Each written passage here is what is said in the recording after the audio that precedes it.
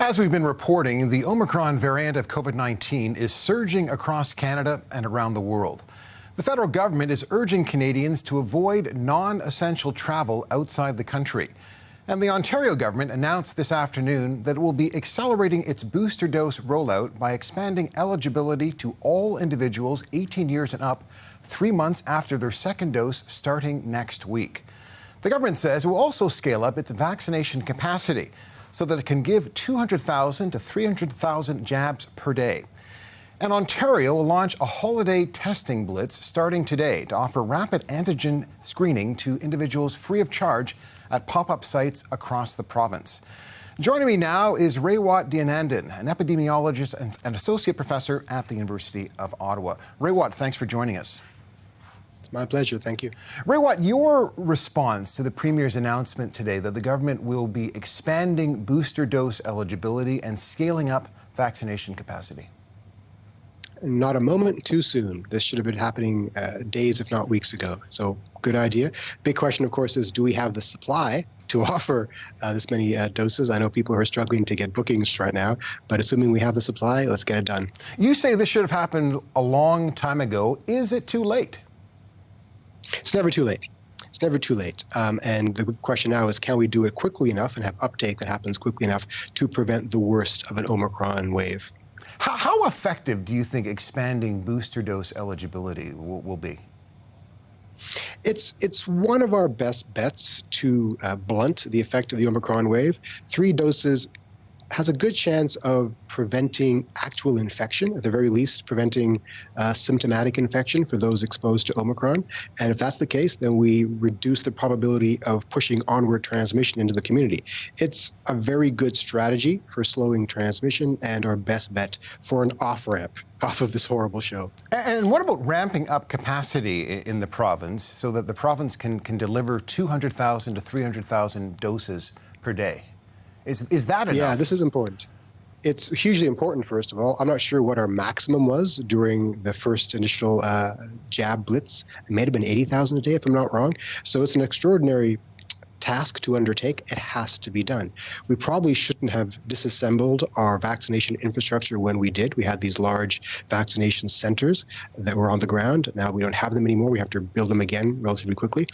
But we can't go back in time. Going forward, yeah, we got to get vaccination sites ready to go. We have to have big vaccination festivals almost to make sure that people get their third doses as quickly as we can. The Grey Cup happened in Hamilton on the weekend. You know, Canadians from coast to coast have been going to hockey games over the last couple of weeks. Have those been bad ideas?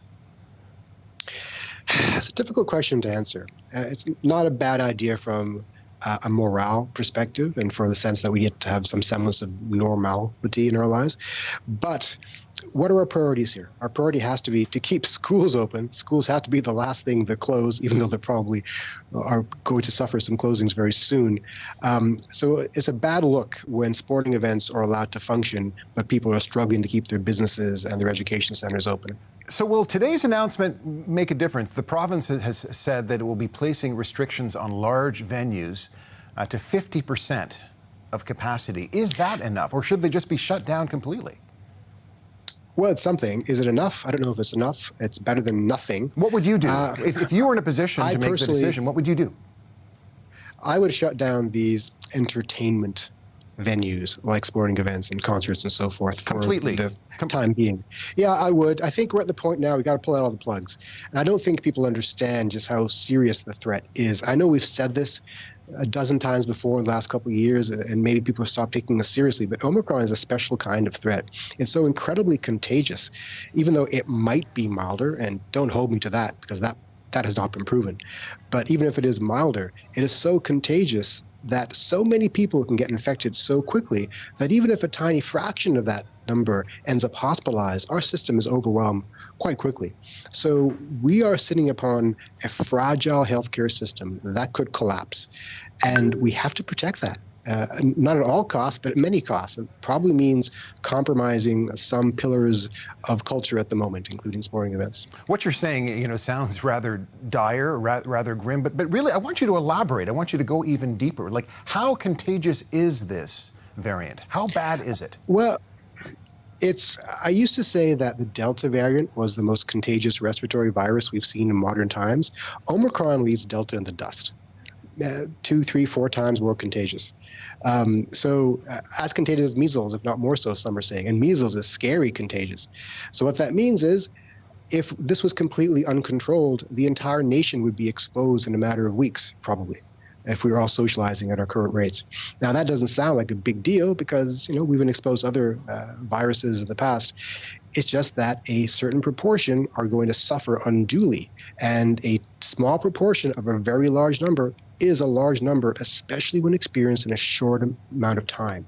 So we can absorb several thousand hospitalizations over the course of a year, several thousand over the course of a few weeks. That's another story entirely.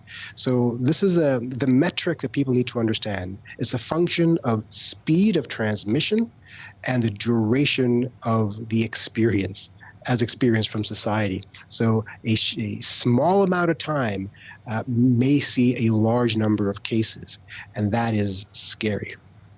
The province is putting a lot of responsibility on public health units across this province. Is that the right strategy? Well, it's a starting point. Public health units are the best prepared. They have the best knowledge. They've got the tools. They have the leadership. But we need them to be bolstered, possibly by the military, other institutions. Our healthcare capacity needs to be strengthened. Individual citizens have to take some ownership as well. We have to voluntarily limit our exposures. We have to voluntarily limit our travel. We have to seek out vaccination if we're not vaccinated already. We have to use rapid tests to high effectiveness if we're not already doing so. We have to do symptom checks. We have a lot to do as individuals in a liberal democracy that the state has not yet called upon us to do. The Premier in his statement made no mention of schools. Should students be kept away from in-person learning in the new year? I think it's too early to say. I think we should definitely make plans for that to happen if we have to pull that switch. But what we do now, if we do all the right things now, maybe we can avoid that possibility in the new year, which is why it's so important to do these things now and to act hard now.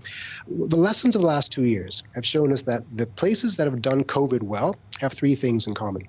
1, they acted early, they acted hard. 2, they monitored their border for incoming infection. And number 3, they got really good at case detection. So these rapid testing facilities are important. Slowing down travel is important, but acting early and decisively, that's always very important. We're looking at explosive exponential growth. So what we do now, if we act hard now, maybe we can prevent the need to close schools in January. Raywat, Canada is a rich country, and we're talking about booster shots in Ontario. We know that in many parts of the world, people haven't even gotten their first shot, their first vaccination shot. You wrote in an article in The Citizen last month that there's a need for a Manhattan Project when it comes to vaccination. Can you explain why that is so important and so critical at this moment? Yeah, some people object to my term Manhattan Project. Maybe I should use Marshall Plan, or a moonshot. But we need a concerted global effort to push vaccination and respirators, by which I mean N95 quality masks, to all parts of the world. So long as we have uncontrolled transmission happening in crowded parts of the world where COVID is transmitting freely, we're going to have new variants popping up all the time. And eventually we'll have the nightmare variant, the vaccine escape variant, which we do not definitely want. So it's in everyone's best interest to get the world immune. And you get the world immune with the least amount of suffering through vaccination. So let's make a lot of vaccines and let's push them out to the world so that we don't have to deal with this for years on end. We can get this done sometime in 2022. Dr. Raywat Deonandan, thanks so much for joining us. We do appreciate it. It's my pleasure. Thank you.